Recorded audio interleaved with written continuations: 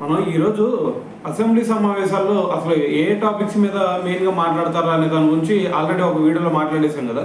అయితే ఇప్పుడు వచ్చేసరికి మరి 2 o'clockకి క్యాబినెట్ భేటీ జరగబోతోంది. సో దాంట్లో కొన్ని బిల్లులకి ఆమోదం తెలుపుతారని చెప్పేసి మరి ఒక విషయం గురించి మాట్లాడాం కదా. సో దాంట్లో భాగంగా ఇప్పుడు చూసుకుంటే ఆల్రెడీ క్యాబినెట్ భేటీ కూడా కంప్లీట్ అయిపోయింది. సో దీంట్లో మరి అసెంబ్లీలో ప్రవేశపెట్టబోయే మొత్తం 17 బిల్లులను అయితే మరి ఇప్పుడు క్యాబినెట్ అయితే ఆమోదం తెలపడం జరిగింది అనమాట.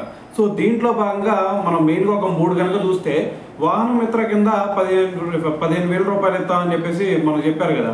సో మరి దానికి సంబంధించి మరి ఆ పథకానికి కూడా గ్రీన్ సిగ్నల్ అయితే ఇచ్చిందనమాట ఈరోజు క్యాబినెట్. సో దాంట్లో భాగంగా రాజధాని పరిధిలో ఏవైతే 343 ఎకరాల భూసేకరణకి అంతకుముందు మరి నోటిఫికేషన్ ఇచ్చారో సో దాన్ని అయితే వెనక్కి తీసుకోవాలని చెప్పేసి నిర్ణయం తీసుకున్నారనమాట.